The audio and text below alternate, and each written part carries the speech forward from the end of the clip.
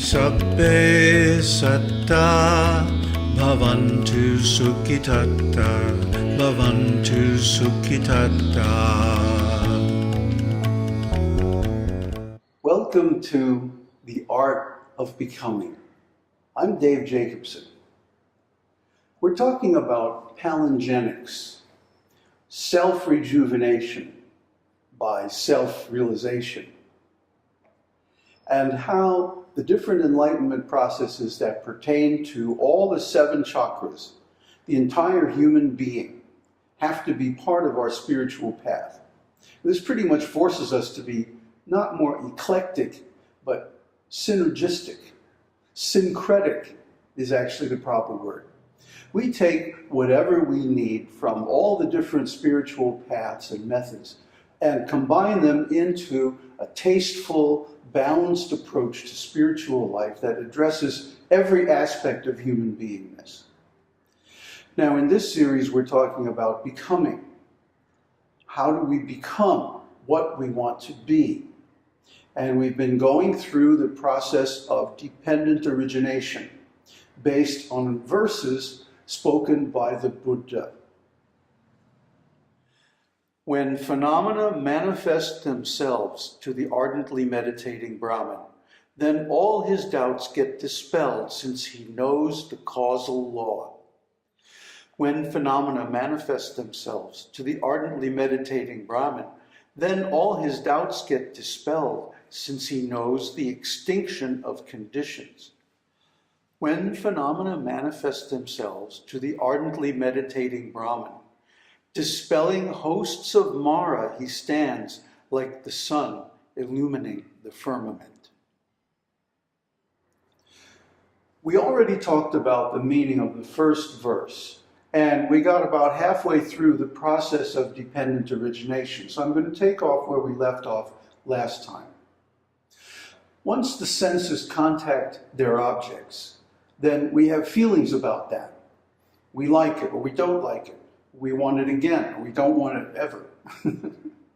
Or maybe it's just irrelevant, neutral, don't care. So because of those feelings, we then develop cravings. A craving is like a need, like a bodily sensation, like I gotta have this, like I'm hungry for something. And that could be anything, any of the objects of the senses or the mind. These cravings are like habits.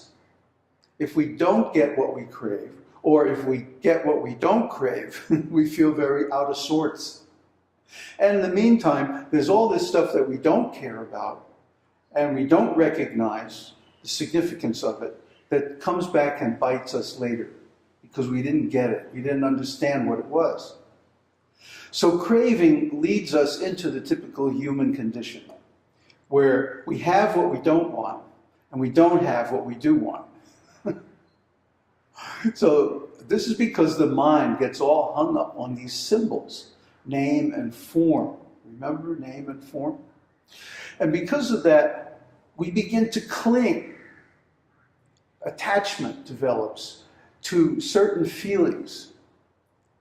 And then we want to have those feelings again and again and again. Or reverse attachment develops, and we don't ever want to have those feelings again. Or again, we just don't care. Even though maybe there's something in that don't care part that we haven't recognized, like enlightenment, like wisdom, like compassion, beauty, and love, and things like that. So here we are in this position where we have created a false reality. We really have concocted something that doesn't really exist, and made up stories about it, tons of stories about it. Me, I, mine, ours, us, them, theirs, corporations, governments, religions, philosophies, whole piles and piles and piles of fabrications. And then we get captured by the stories and made to feel and crave according to what those stories tell us we should. And then we get caught up in this whole false identity where we have to perpetuate the lies that we told earlier, the fabrications that we made earlier. And this goes on and it just becomes more and more complicated. So what's the result of all of this? Becoming. Becoming means like gestation, for example, in the womb. But it can also refer to a state of mind, a state of being, or anything that we want to create. Now, I'm talking about the process of becoming in general, but there's a stage in the process of becoming which is called becoming. And what it really means is more like the formation of a physical form. Because the next stage in the process of dependent origination is birth. Birth. What does that mean? That means that we cross some threshold into a public space. Whatever it is that we are becoming, creating, or giving birth to, comes out, crosses the border from self to other. It becomes a thing outside of ourselves. This may be good or it may be bad. Probably some mixture of both. Depending on our skill in becoming. If we are really skilled in becoming, then we can constantly improve our becoming and constantly upgrade our being. Just like software upgrades or hardware upgrades. Increase our capacity and our capability. Improve our state of being and our awareness and our pleasure in life and so on.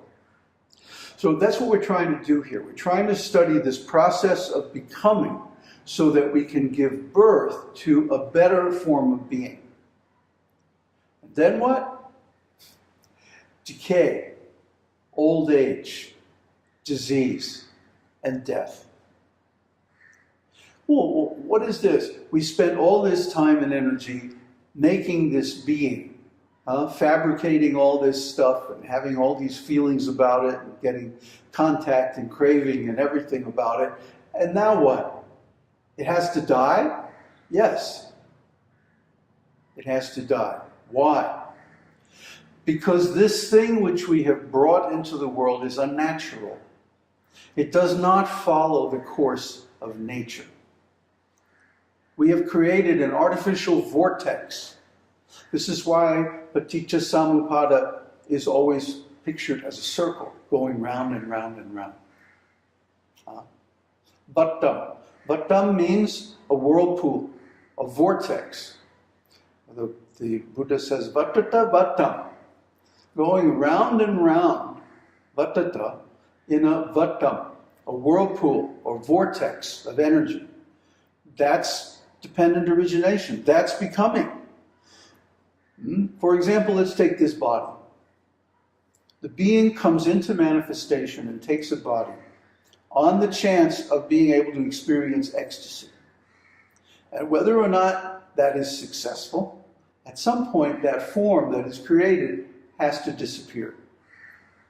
Whatever is created also is subject to cessation. That is the law.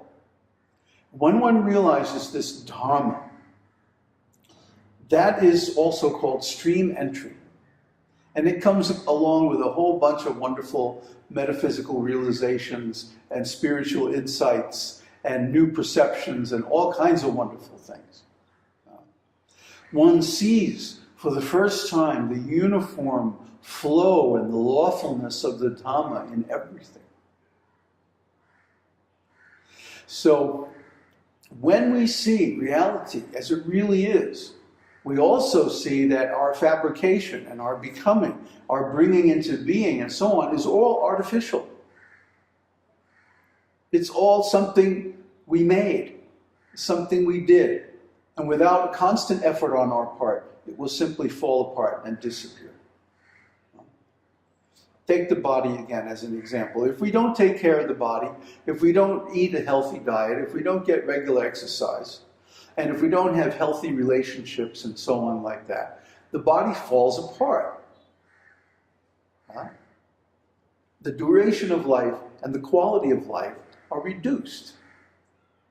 So we have to pour effort into it constantly to maintain it. What does maintaining means? Becoming.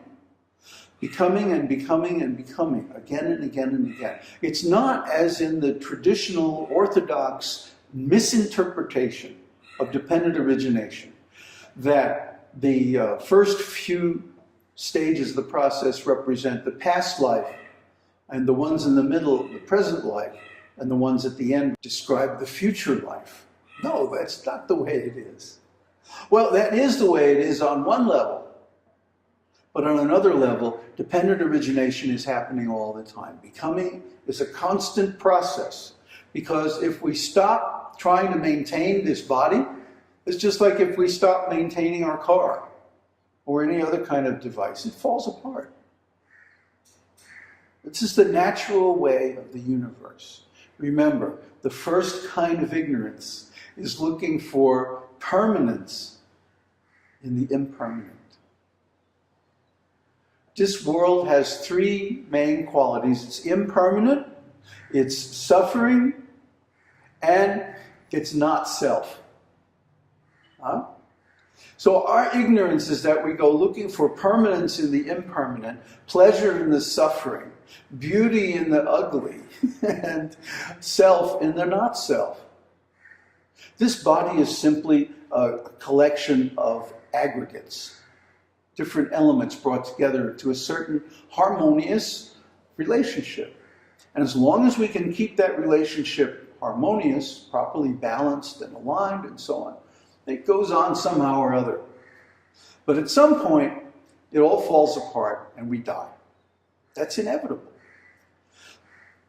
All of our intention, all of our attachment, all of our attention that we put towards maintaining the body is really kind of a lost cause. One Zen master said, "What kind of boat trip is this? We shove off from the pier and there's a hole in the bottom and the water is coming in and the boat is going to sink. So why should we take such trouble to row so hard?" Well, the idea, of course, is this human life can be used for the purpose of becoming enlightened. And once we reach that stage of complete enlightenment, then there's no more need for becoming. There's no more obsession with being. One can be or not be, or one can be whatever one wants to be. One is not constrained by past karma.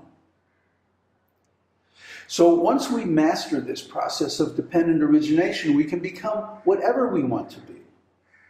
In this life, in the next life, anytime, anywhere. We can go anywhere we want to go.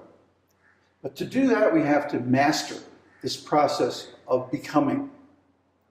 We have to understand the deep relations between and among all the stages in this process. Let's look at this whole process of dependent origination as a series of relations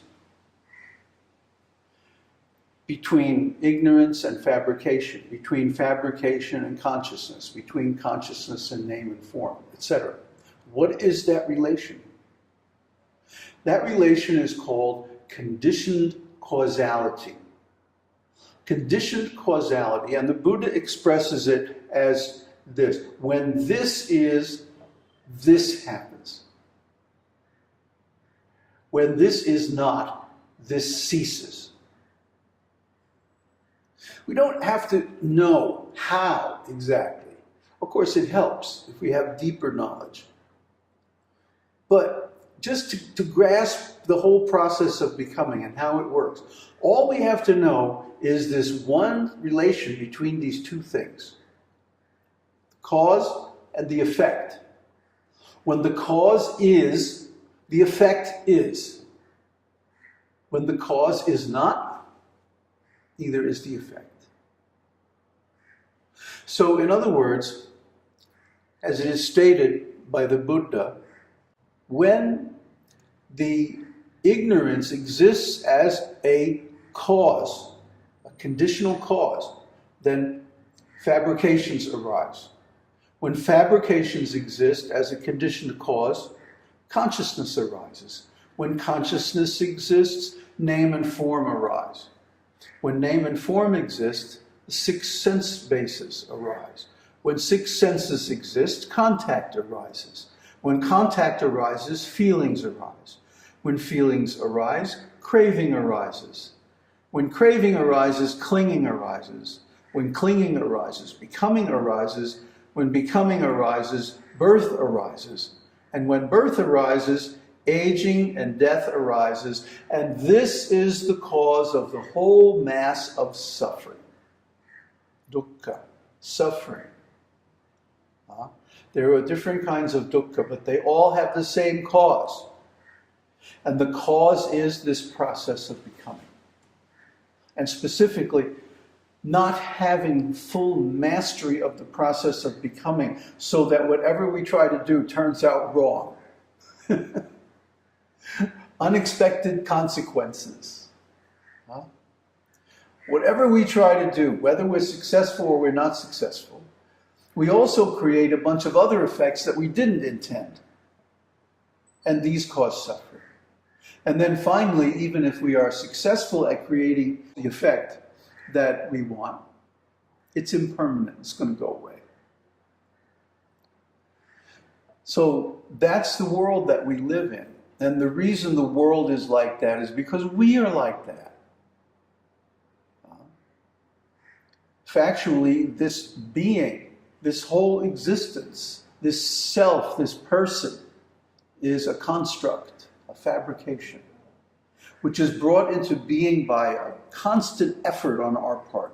Although that effort has, in most cases, become habitual to where we don't even notice it, still, it's a tremendous waste of energy. So if we can let go of the mechanical part of that process and only do the type of becoming that we want to happen and get the result that we want to happen and not any of these unexpected results, well, then we'll be in much better shape. And that's why we're going into this whole thing.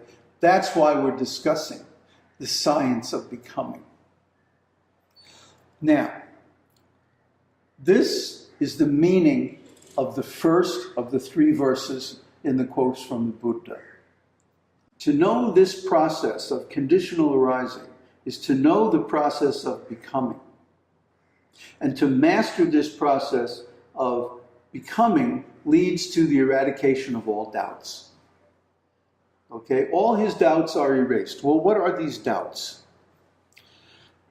There's a very nice sutta, the all-embracing network of views, that describes all these different views. I am not. I will be, I will not be. I was not. I was percipient, I was not percipient. I am percipient, I am not percipient. I will be percipient, I will not be percipient, etc., etc., etc. 62 different kinds of extreme views.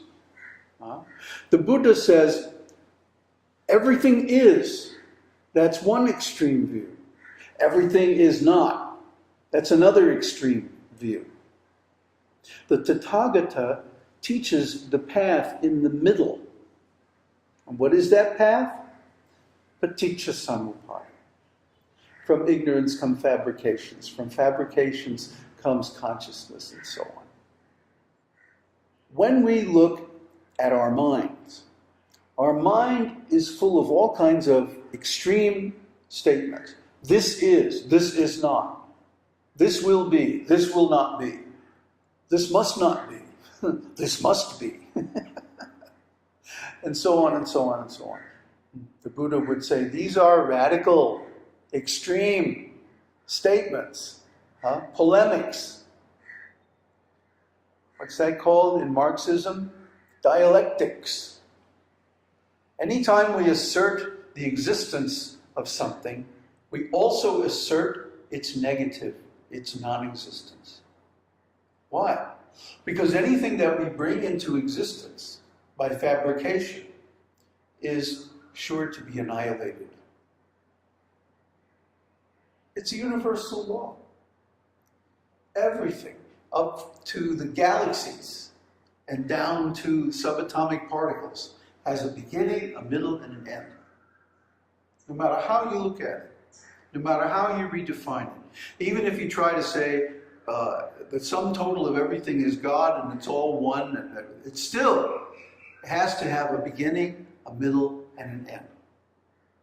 It still has to be subject to the universal qualities of impermanence, dukkha, unsatisfactoriness, and not self. So we are going through life trying to make things permanently existing, trying to find joy and pleasure, and trying to create and maintain this self, this identity, its existence, life, and the world. No wonder we're suffering, huh? No wonder. And when we get into vortex theory in a later episode, we'll show you how the ego, the formation of the ego, is actually a block on the flow of universal energy. And this creates the vortexes that we know as identity and self and pleasure and existence itself, being itself, is actually a vortex in the field of universal flow. Sabbe satta bhavantu sukhitatta bhavantu sukhitatta.